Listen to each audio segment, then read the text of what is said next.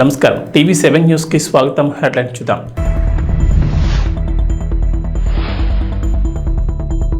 Neat వ్యవహారంపై స్పందించిన తెలంగాణ ముఖ్యమంత్రి రేవంత్ రెడ్డి ఢిల్లీలో పలువురు కేంద్ర మంత్రులతో భేటీ.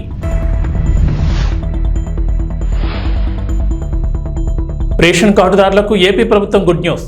జూలై నెల నుంచి కందిపప్పు కూడా బియ్యంతో పాటుగా పంపిణీ చేయాలని చంద్రబాబు ఆదేశం.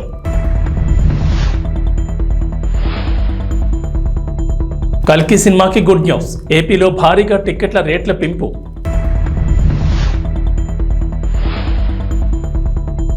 ఏపీ తెలంగాణకు వర్ష సూచన. పలు జిల్లాల్లో వర్షాలు, ఎల్లో అలర్ట్ జారీ. నీట్ వ్యవహారంపై సిట్టింగ్ జడ్జితో విచారణ జరిపించాలని తెలంగాణ ముఖ్యమంత్రి రేవంత్ రెడ్డి డిమాండ్ చేశారు. ఢిల్లీలో ఆయన వరుసగా కేంద్ర మంత్రులతో భేటీ అయ్యారు. రేపు మరికొందరు కేంద్ర మంత్రులను కలవనున్నారు. అలాగే నేడు ఆయన ఏఐసీసీ కార్యాలయానికి వెళ్లారు. నీట్ పరీక్ష అంశంపై మీడియా ప్రతినిధులు ఆయన ప్రశ్నించారు. ఈ సందర్భంగా ముఖ్యమంత్రి మాట్లాడుతూ ఏ ఒక్కరిపైనో కేసు వేసి క్లోజ్ చేసేందుకు సిబిఐ దర్యాప్తునకు ఆదేశించారని విమర్శించారు. కానీ జ్యుడిషియల్ విచారణ అవసరమన్నారు. ప్రధాని మోడీ విద్యార్థులకు భరోసా ఇవ్వడం లేదన్నారు. తెలంగాణకు సైనిక్ స్కూల్ కావాలని, ఇదే విషయమై తాను కేంద్ర మంత్రి రాజ్నాథ్ సింగ్ అడిగానన్నారు. ఆయన సానుకూలంగా స్పందించినట్లు చెప్పారు. రేవంత్ రెడ్డి కేంద్ర మంత్రి మనోహర్ లాల్ ఖట్టర్తోనూ భేటీ అయ్యారు. ఈ సందర్భంగా బిఎల్సీ మోడల్లో 2.70 లక్షల ఇళ్లు మంజూరు చేయాలని కేంద్ర మంత్రిని కోరారు. ఇళ్లను పీఎంఏవై కింద నిర్మిస్తామని తెలిపారు. అలాగే స్మార్ట్ సిటీ మిషన్ కాలపరిమితిని ఏడాది పాటు పొడిగించాలని కోరారు. రేషన్ కార్డుదారులకు ఏపీ ప్రభుత్వం గుడ్ న్యూస్ చెప్పింది. రేషన్ కార్డులు ఉన్న వారికి వచ్చే నెల నుంచి రేషన్ దుకాణాల్లో రాగులు కూడా పంపిణీ చేయనున్నారు. ఈ మేరకు పౌర సరఫరాల శాఖ నిర్ణయం తీసుకుంది. ప్రస్తుతం రాయలసీమలో మాత్రమే రేషన్ కార్డుదారులకు రాగులు పంపిణీ చేస్తున్నారు. జూలై నెల నుంచి రాష్ట్రమంతటా రాగులు పంపిణీ చేయనున్నారు. 3 కేజీల బియ్యానికి బదులుగా రాగులు పంపిణీ చేస్తారు. అలాగే సత్యసాయి, చిత్తూరు, తిరుపతి జిల్లా ప్రజలకు జూలై నుంచి జొన్నలు కూడా అందివ్వనున్నారు. ఒకవేళ రాగులు, జొన్నలు తీసుకునేందుకు రేషన్ కార్డుదారులు ఆసక్తి చూపని పరిస్థితులు వాటికి బదులుగా బియ్యం ఇవ్వనున్నారు. మరోవైపు రేషన్ కార్డుదారులకు జూలై నుంచి బియ్యంతో పాటుగా కందిపప్పు, పంచదార కూడా ఇవ్వాలని ఇప్పటికే నిర్ణయం తీసుకున్నారు. బహిరంగ మార్కెట్లో కందిపప్పు ధర భారీగా ఉన్న నేపథ్యంలో సగటు మధ్యతరగతి జీవికి ఊరట కలిగించేలా రేషన్ షాపుల్లో సబ్సిడీ ధరకు కందిపప్పు ఇవ్వాలని ప్రభుత్వం నిర్ణయం తీసుకుంది. గడిచిన కొన్ని రోజులుగా ఏపీలో రేషన్ దుకాణాల ద్వారా కందిపప్పు పంపిణీ నిలిచిపోయింది. సీఎం చంద్రబాబు దృష్టికి ఈ విషయం రాగా జూలై నెల నుంచి కందిపప్పు కూడా బియ్యంతో పాటుగా పంపిణీ చేయాలని ఆదేశించారు. ఆంధ్రప్రదేశ్ డిప్యూటీ సీఎం పవన్ కళ్యాణ్ దీక్ష చేయబోతున్నారు. బుధవారం నుంచి వారాహి అమ్మవారి దీక్ష చేస్తారు. 11 రోజుల పాటు నిర్వహించే ఈ దీక్షలో పండ్లు, ద్రవాహారం మాత్రమే తీసుకుంటారు. గత ఏడాది జూన్ మాసంలో పవన్ కళ్యాణ్ వారాహి విజయయాత్ర చేపట్టిన సంగతి తెలిసిందే. ఆ యాత్ర సందర్భంలోనూ వారాహి అమ్మవారికి పూజలు నిర్వహించి దీక్ష చేపట్టారు. ఈసారి ఈ నెల 26వ తేదీ నుంచి 11 రోజుల పాటు దీక్షలో ఉంటారు. పవన్ కళ్యాణ్కు దైవభక్తి ఎక్కువని చెప్తారు. ఆయన వారాహి అమ్మవారిని పూజిస్తారు. ఎన్నికల ముందు కూడా రాష్ట్ర వ్యాప్తంగా యాత్ర చేసేందుకు సిద్ధం చేసుకున్న వాహనానికి కూడా వారాహి అని పేరు పెట్టిన సంగతి తెలిసిందే. ఆంధ్రప్రదేశ్ ఎన్నికల్లో ఘన విజయం సాధించడంతో ఈ ఏడాది కూడా దీక్ష చేపట్టబోతున్నారు. గతంలో కూడా ఆయన దీక్షలు చేపట్టారు. ఆయన గతంలో చాతుర్మాస దీక్షను చేశారు. 4 నెలల పాటు ఆయన ఈ దీక్షను కొనసాగించారు. ఆషాఢం, శ్రావణం, భాద్రపదం, ఆశ్వీజ మాసం కలిపి 4 నెలల పాటు దీక్షను చేశారు. చాతుర్మాస దీక్షలో ఉన్నంతకాలం ఆహార నియమాలు పాటించేవారు. మితంగా సాత్విక ఆహారాన్ని మాత్రమే స్వీకరించేవారు. అంతేకాదు పవన్ ఒక్కపూట మాత్రమే ఆహారం తీసుకునేవారు. సూర్యాస్తమైన తర్వాత కొద్దిగా పాలు, పండ్లు ఆహారంగా తీసుకునేవారు. అలాగే పవన్ కళ్యాణ్ దీక్షను విరమించే సమయంలో హోమాన్ని నిర్వహించేవారు. ఆంధ్రప్రదేశ్లో కూటమి ప్రభుత్వ పాలన మొదలైంది. గత వారం అసెంబ్లీ సమావేశాలు జరగా మంత్రులు, ఎమ్మెల్యేలు గత వారం అసెంబ్లీలో ప్రమాణాలు చేశారు. అయితే సోషల్ మీడియా వేదికగా డిప్యూటీ సీఎం పవన్ కళ్యాణ్ పై ఓ ప్రచారం జరుగుతోంది. ఆయన ఫోటోను ట్వీట్ చేస్తూ అసెంబ్లీలో నిద్రపోతున్నారంటూ కొందరు ట్రోల్ చేస్తున్నారు. అయితే యువకాలం పేరుతో ఓ యూట్యూబ్ ఛానల్ ఉంది. అయితే ఆ ఛానల్లో కూడా పవన్ కళ్యాణ్ టార్గెట్ చేస్తూ వీడియోలు చేశారు. అయితే ఈ యూట్యూబ్ ఛానల్కు టీడీపీకి లింక్ ఉందంటూ ప్రచారం జరుగుతోంది. ఈ క్రమంలో టీడీపీ ఎక్స్ వేదికగా స్పందించింది. జగన్ రెడ్డి పడేసే డబ్బుల కోసం నడుపుతున్న పేజీలు, ఛానల్స్ ఇవి. యువకాలం అనే యూట్యూబ్ ఛానల్ టీడీపీకి అనుకూలం అనే విధంగా ఐపాక్ వాళ్ళతో మొదలుపెట్టించారు. గతంలో చంద్రబాబు తిడుతూ ఈ ఛానల్లో వీడియోలు పెట్టారు. ఇప్పుడు జనసేన అధినేత పవన్పై ఫేక్ వీడియోలు చేసి అది టీడీపీ వేసింది అనే విధంగా జనసేనకు అనుకూలంగా అనే విధంగా మరో ట్విట్టర్ పేజీలో పోస్ట్ చేశారు. 2 పార్టీల మధ్య అపోహలు సృష్టించడానికి ఒక పెద్ద కుట్రకు తెరతీశారంటూ మండిపడ్డారు. యువకాలం అనే యూట్యూబ్ ఛానల్తో టీడీపీకి ఎలాంటి సంబంధం లేదు. ఎన్నికల ముందు వరకు ఆ ఛానల్లో టీడీపీకి వ్యతిరేకంగా వీడియోలు పెట్టారు. ఇలా పార్టీల మధ్య, కులాల మధ్య, ప్రాంతాల మధ్య, సినిమా ఫ్యాన్స్ మధ్య కుట్రలు చేసే నీచ బుద్ధి ఈ దేశంలో జగన్ రెడ్డి ఒక్కరికే ఉంది. దయచేసి ఇలాంటి ఫేక్ వార్తలు నమ్మొద్దని, ఇలాంటి వాటిపై త్వరలోనే చట్టపరమైన చర్యలు తీసుకుంటామని చెప్పారు. ఎవరెన్ని కుట్రలు చేసినా ఈ రాష్ట్ర భవిష్యత్తు కోసం రాష్ట్రం నుంచి సైకోగాళ్లను శాశ్వతంగా తరిమేసేదాకా టీడీపీ, జనసేన మైత్రి కొనసాగుతూనే ఉంటుందంటూ ట్వీట్ చేశారు.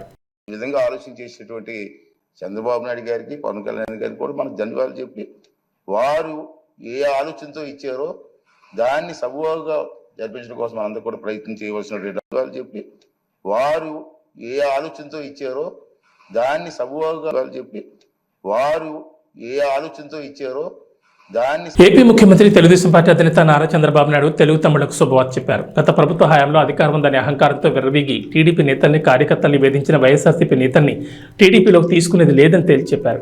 గత ప్రభుత్వంలో టీడీపీకి నష్టం చేసిన వారిని, అలాగే చట్టవిరుద్ధంగా వ్యవహరించిన వారిని వదిలేది లేదన్నారు. ఇప్పుడు మనకు అధికారం వచ్చిందని సొంత లాభం కోసం ఇప్పుడు పార్టీలోకి వచ్చే వారి విషయంలో జాగ్రత్తగా ఉండాలన్నారు. టీడీపీ ఎమ్మెల్యేలు, నియోజకవర్గ ఇన్ఛార్జీలు, పరిశీలకులు, ముఖ్య నేతలతో చంద్రబాబు టెలికాన్ఫరెన్స్ లో మాట్లాడారు. అన్యాయం చేసిన వారిని ఉపేక్షించేది లేదని, ప్రజలు నమ్మి అద్భుతమైన విజయాన్ని అందించారని, ఆ నమ్మకాన్ని నిలబెట్టుకోవాలని సూచించారు చంద్రబాబు. పొత్తులో భాగంగా 31 మంది ఇన్ఛార్జీలకు సీట్లు ఇవ్వలేకపోయామని, అయినా వారు ఎన్డీఏ గెలుపు కోసం పనిచేశారని గుర్తు చేశారు. ఎన్నికల్లో ఏకంగా 57% ఓట్లు సాధించామని, 93% స్ట్రైక్ రేట్తో గెలిచామని గుర్తు చేశారు. 2029 ఎన్నికలకు కూడా ఇప్పటి నుంచే ప్రణాళికలు సిద్ధం చేసుకోవాలని సూచించారు. పోలీస్ శాఖ హెచ్చరికల పేరుతో సోషల్ మీడియాలో వైరల్ అవుతున్న వార్తలపై హైదరాబాద్ పోలీసులు స్పందించారు. నగరంలో దుకాణాలన్నీ రాత్రి 10:30 లేదా 11 గంటలకే మూసేయాలంటూ వస్తున్న వార్తలను పోలీసులు ఖండించారు. ఆ వార్తలు పూర్తిగా అబద్ధమంటూ హైదరాబాద్ పోలీసులు తమ అధికారిక ట్విట్టర్ ఖాతాలో పోస్ట్ చేశారు.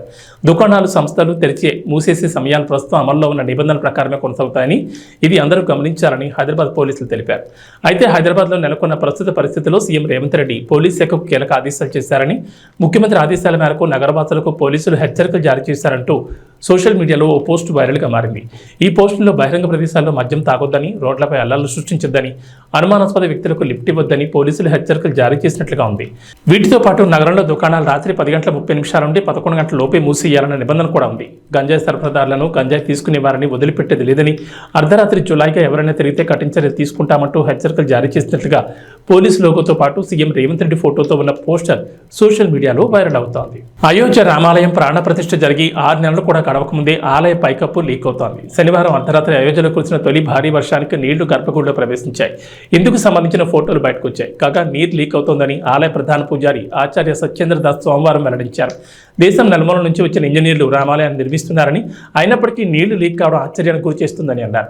ఆలయ నిర్మాణంలో నిర్లక్ష్యంగా వ్యవహరించారని, గుడి ప్రాంగణంలోకి చేరిన నీరు బయటకు వెళ్లే మార్గం కూడా లేకుండా నిర్మించారని సత్యేంద్ర దాస్ అన్నారు. రామ్లల్లా ముందు పూజారి కూర్చునే చోట వీఐపీలు దర్శనం చేసుకునే స్థలంలో నీరు లీక్ అవుతుందని పేర్కొన్నారు. వర్షం కురవడం ఎక్కువైతే లోపల కూర్చుని పూజ చేయడం కూడా ఇబ్బందేనని ఆయన పేర్కొన్నారు. నీళ్లు ఇలా ఎందుకు లీక్ అవుతున్నాయని, అంతమంది పెద్ద ఇంజనీర్ల సమక్షంలో నిర్మించిన ఆలయంలో ఇలా జరగడం ఏంటని ఆయన ప్రశ్నించారు. ఈ సమస్యకు తక్షణమే పరిష్కరించాలని ఆలయ అధికారులకు విజ్ఞప్తి చేశారు. గ్రామంలోని ప్రజా సమస్యలను పరిష్కారం చేస్తామని కడప జిల్లా పోరుమామిళ్ల మండల తహసీల్దార్ శిరీష్ అన్నారు. కడప జిల్లా పోరుమామిళ్ల మండలం రంగసముద్రం గ్రామ సర్వే నెంబర్ 570/1, 570/2లలో భూమికి సంబంధించి నరసింగపల్లె గ్రామానికి చెందిన రైతులు గత 2 రోజుల క్రితం ఘర్షణ పడ్డారు. ఈ విషయంపై మండల తహసీల్దార్ శిరీష, రెవెన్యూ ఇన్స్పెక్టర్ సుధాకర్ రెడ్డి, మండల సర్వేయర్ జానీ మరియు రెవెన్యూ సిబ్బంది ఆ గ్రామాన్ని సందర్శించి భూమిని పరిశీలించి భూమి హద్దులు నిర్ధారించి గ్రామస్తులతో మాట్లాడారు. ఈ మేరకు తహసీల్దార్ శిరీష రెవెన్యూ రికార్డు ప్రకారం జిల్లా కలెక్టర్ విజయరామరాజుకు విచారణ నివేదిక సమర్పించారు.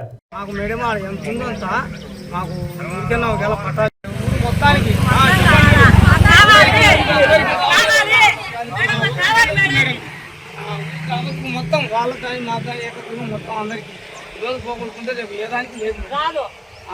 అది కానీ ప్రభుత్వం ఇచ్చేది మామూలు ఖాళీగా ఉండేది. చూడండి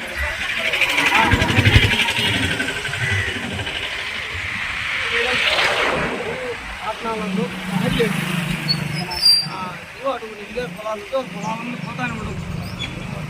పోతాను కానీ వాళ్ళ పట్టాలే అనిపిస్తుంది.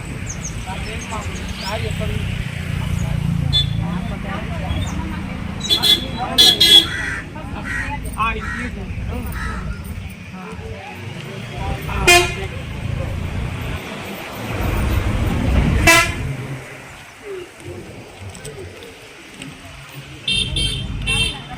మేడం చేస్తాం.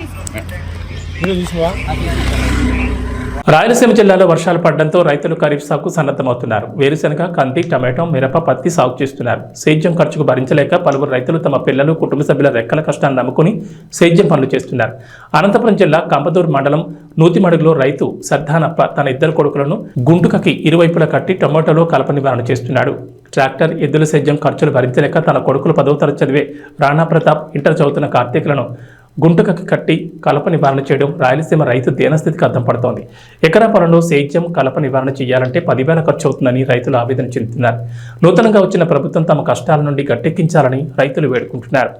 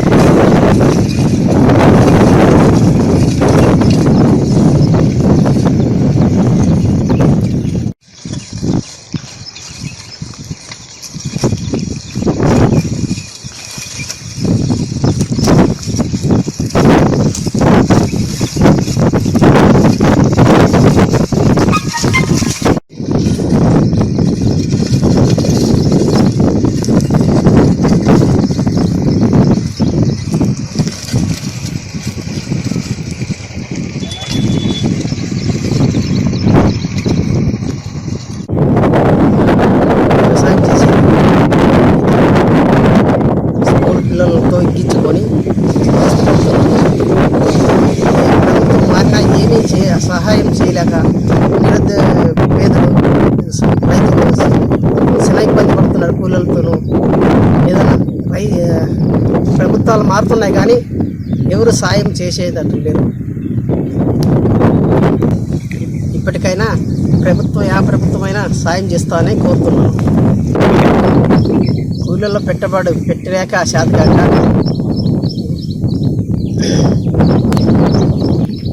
కూలీలకు పెట్టుబడి పెట్టలేక కూలీలకు 20-30 వేలు అవుతుంది. దానికి కూలీలను పట్టుకొని ప్రస్తుతం అవస్థపడుతున్నాను. ఇప్పటికైనా గవర్నమెంట్ సాయం అవుతుందామని కోరుతున్నాను. డామిట్ కథ అడ్డం తిరిగి కటకటాల్లోకి. ₹1 కోటి అప్పు ఎగవేతకు వేసిన ప్లాన్ బెడ్స్ కొట్టింది. తాను తీసుకున్న అప్పు చెల్లించకుండా ఎగవేతకు ప్లాన్ చేసిన వ్యక్తి జైలు పాలయ్యాడని తాడేపల్లి సీఏ కళ్యాణ్ రాజ్ అన్నారు. విలేకరుల సమావేశంలో ఆయన మాట్లాడుతూ మంగళగిరికి చెందిన గుర్రంకొండ రాము వీరాంజనేయులు అనే వ్యక్తి వద్ద 90 లక్షలు చెల్లించాల్సి ఉండగా నగదు బదులు బంగారం ఇస్తానని నమ్మించి బయటకు తీసుకెళ్లారు. బంగారం ఇచ్చినట్లు ఇచ్చి తన మనుషుల చేత దొంగతనం చేయించి కటకటాలు పాలయ్యాడన్నారు. అందరికీ నమస్కారం. విసిపోయే నిజాలు ఏంటంటే, ఈ రాము ఎవరైతే ఉన్నారో ఇతను వీరాంజనేయులకి సుమారు వడ్డీతో కలిపి ₹1 కోటి దాకా ఇవ్వాల్సిన సందర్భంలో ఆ డబ్బులు ఎగవేయాలనే తలంపుతో రాము అనే వ్యక్తి మంగళగిరి పట్టణానికి చెందినటువంటి రత్న, బబ్లు, మహబూబ్ బాషా అనేటువంటి అతని యొక్క స్నేహితుడితో ఒక కుట్రపూరితంగా మోసానికి పాల్పడాలని తద్వారా ఆ డబ్బుల్ని వీరాంజనేయులకి వాళ్ళు ప్లాన్ చేసుకొని వాళ్ళు ఈ విధంగా విజయవాడ నుంచి మంగళగిరి వెళ్తుండగా ఇద్దరు కలిసి వెళ్ళేటప్పుడు కొంతమంది వ్యక్తుల్ని హైర్ చేసి బ్యాగ్ లిఫ్టింగ్ పర్పస్ గుంటూరు నుంచి ఒక 3 వ్యక్తులను హైర్ చేసి దీనికి ఈ పథకం ప్రకారంగా ఆ బ్యాగ్ ని రాము దగ్గర నుంచి లిఫ్ట్ చేయడం జరిగింది. ఈ విధమైన పథకాన్ని అమలు చేసేదానికి రాము సుమారు ₹10 లక్షల ఈ టీమ్ కి ఆఫర్ చేసినారు. అందులో భాగంగా ₹1 లక్ష ఇవ్వడం కూడా జరిగింది. ఈ కేసు అంతా హడావిడి జరిగిన తర్వాత రిమైనింగ్ ₹9 లక్షల కూడా ఇస్తానని చెప్పడం జరిగింది. ఈ కేసుని పకడ్బందీగా వితిన్ 20 hours లోనే ఈ కేసుని ఛేదించడం జరిగింది. బీరప్ప ఆలయ నిర్మాణానికి అనుమతి ఇవ్వాలని ప్రభుత్వం వెంటనే స్పందించి న్యాయం చేయాలని, లేకపోతే రాష్ట్ర వ్యాప్తంగా గొల్ల కురుమల ఆధ్వర్యంలో నిరసన కార్యక్రమం చేపడతామని రాష్ట్ర కురుమల యువ చైతన్య సమితి అధ్యక్షుడు నరసింహ అన్నారు. గజ్వేల్ పరిధిలోని R&R కాలనీలో బ్రాహ్మణ బంజేర్పల్లి గ్రామంలో కురుమ సంఘం ఆధ్వర్యంలో రాష్ట్ర కురుమ సంఘం నాయకులు సమావేశం నిర్వహించారు.